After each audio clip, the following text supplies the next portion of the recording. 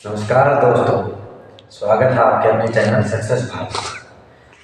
दोस्तों, आज का हमारा टॉपिक है इंग्लिश के अंदर पास्ट परफेक्ट टेंस। इसके बारे में थोड़ा बेसिक करेंगे और कुछ मैं क्वेश्चन लेके आया हूँ। मेरे पास पेपर है, उनमें से मैं क्वेश्चन लेके आया हूँ, तो वो भी करेंगे। इससे पहले दोस्तों हमने प्रेजेंट टेंस के ऊपर वीडियो बना रखी है, तो वो वीडियो आप देख लेना, अगर नहीं देखी तो आपने। और अभी हमारा पास्ट का, उससे पहले हमने पास्ट के भी कुछ पार्ट किए, पास्ट इंडेफिनिट और पास्ट कंटिन्यूस। ये हमारा पास्ट परफेक्ट है, यानी पास्ट का तीसरा पार्ट।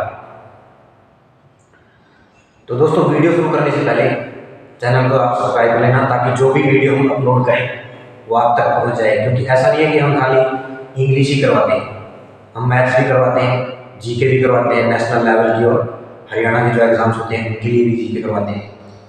हर टाइप की क्लासेस हम लेके आते हैं यहाँ हर रोज। तो आप उसी हिसाब से चैनल को सब्सक्राइब कर लेना, ताकि वीडियो आप तक पहुंच जाए। तो ठीक है दोस्तों, शुरू करते हैं।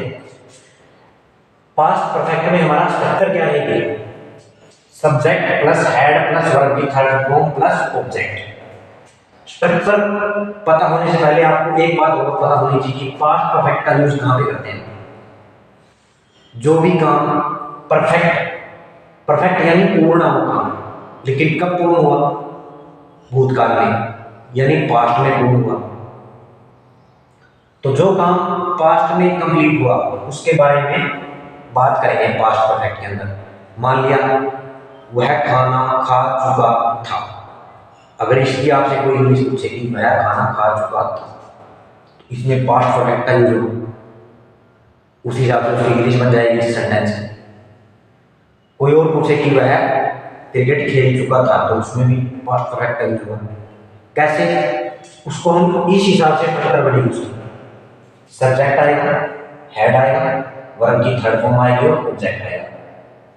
जैसे कि वह खाना खा चुका था, तो वह का ही खाना फूड और खाना खाना ईट, यानी ही हैड वर्ब की थर्ड फॉर्म ईट की ईटन फूड।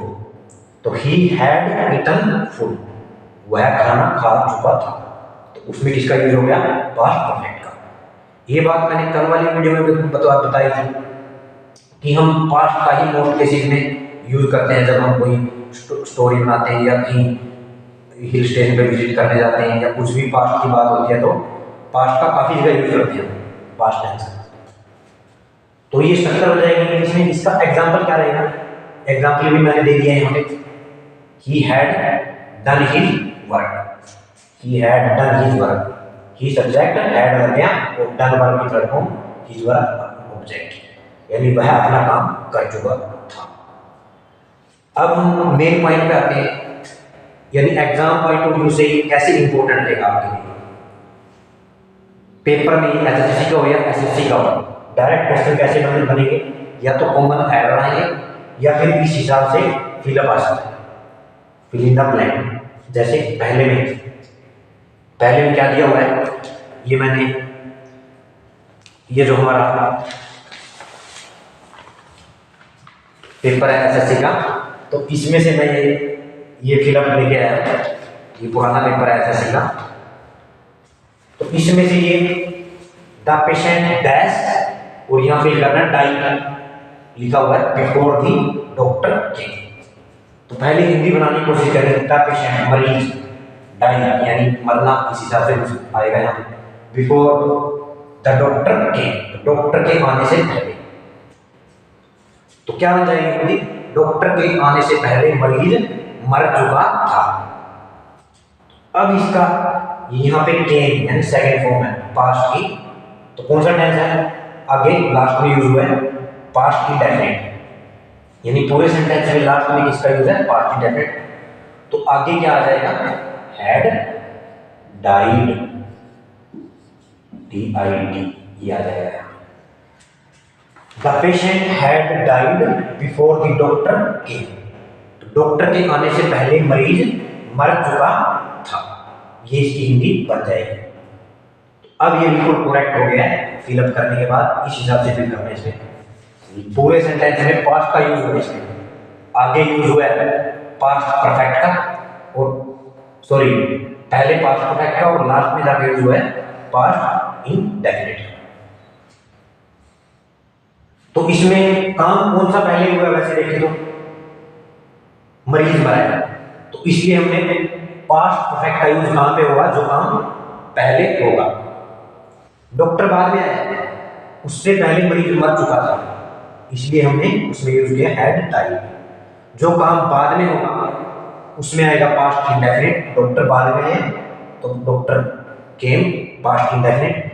पहले मरीज मर चुका था इसलिए हैड डाइड, कि मरीज मर चुका था। तो इस हिसाब से फिर अब इसमें करना। अब दूसरा देखिए, इसमें दूसरा ये कॉमन एरर है इसी पेपर्स में से। ए बार में दे, बी में हैड रोट, सी में ए स्टोरी और डी में नो एरर, यानी they had wrote a story. बहुत ही सिंपल एरर है इसके अंदर, जिसने भी थोड़ा सा बेसिक कर लिया है और आराम से करते हैं। कैसे, हैड के साथ क्या आएगा, वर्ब की थर्ड फॉर्म, लेकिन ये क्या है रोट, ये हमारी सेकंड फॉर्म राइट की, राइट रोट यहाँ आएगा। पहले देख लो एक कॉमन एरर कहाँ पे निकला है, बी पार्ट में कॉमन एरर निकल चुका है, और इसके जगह पे क्या आएगा, रिटर्न।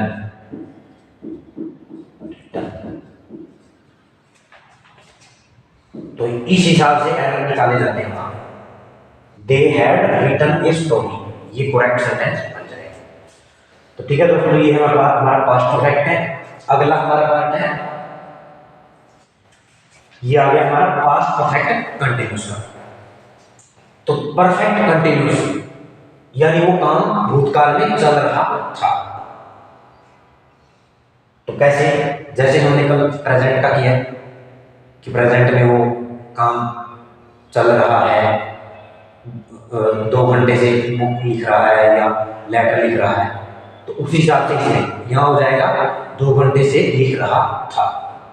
तो उस हिसाब से ये ऐसे आएगा परफेक्ट कंटिन्यूअस। तो इसमें स्ट्रक्चर क्या रहेगी, subject plus had been plus V1 plus ING plus object और फीचर। क्योंकि परफेक्ट कंटिन्यूअस के अंदर या तो प्रेजेंट परफेक्ट कंटिन्यूअस उसके अंदर भी V1 वर्ब की फर्स्ट फॉर्म ING आएगा, और पास्ट में कर रहे हैं तो यहाँ भी वर्ब की फर्स्ट फॉर्म और ING आएगा। बस यहाँ क्या आ जाएगा, हैड बीन, वहाँ हैड बीन था, यहाँ हैड बीन। एग्जांपल क्या है इसका, he had been writing a letter for 2 hours.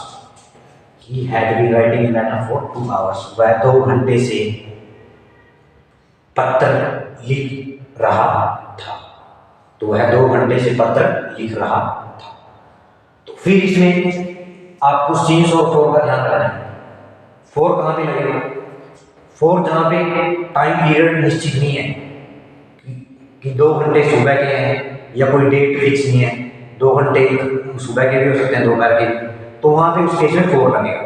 लेकिन जहाँ पे टाइम पीरियड फिक्स हो जाता है कि सुबह के 6 घंटे या सुबह 10 बजे से, या कोई डेट फिक्स दे देता है कि 2007 से वहाँ पे पढ़ा रहा है, तो उस फिक्स टाइम पीरियड के अंदर आपको क्या लगाना है, सीन्स, जहाँ पे टाइम पीरियड एक फिक्स होगा। लेकिन यहाँ पे कोई फिक्स नहीं है 2 घंटे कौन से, तो इसलिए 4 लगाएगा। तो क्वेश्चन इसके फिर 2 एरर है। तो पहले भी क्या है, they had been playing a match for 3 hours, इसमें एरर निकालना है दोस्तों। फिर आपको ध्यान रखना है, जरूरी नहीं कि हर एक क्वेश्चन के अंदर एरर हो। ये भी मैंने ऐसा ही जो पेपर में से निकाला है, तो इसके अंदर मैंने देखा कि इसमें भी कोई एरर नहीं। तो जरूरी नहीं कि हर एक के अंदर एरर हो, आपको बस कोशिश करनी है एरर हो तो निकालें, नहीं तो उसको नो एरर में उसको कर दें। तो इसके अंदर क्या है हमारा, ये पार्ट में no error, no error. They had been playing a match for 3 hours, वो 3 घंटे से मैच खेल रहे थे। तो नो एरर आ जाएगा इसमें, ये बिल्कुल करेक्ट सेंटेंस है। दूसरा देखो example, I had been read a book for 2 hours, ये बिल्कुल सिंपल है। ये भी देखो पेपर के अंदर आया हुआ कितना सिंपल है।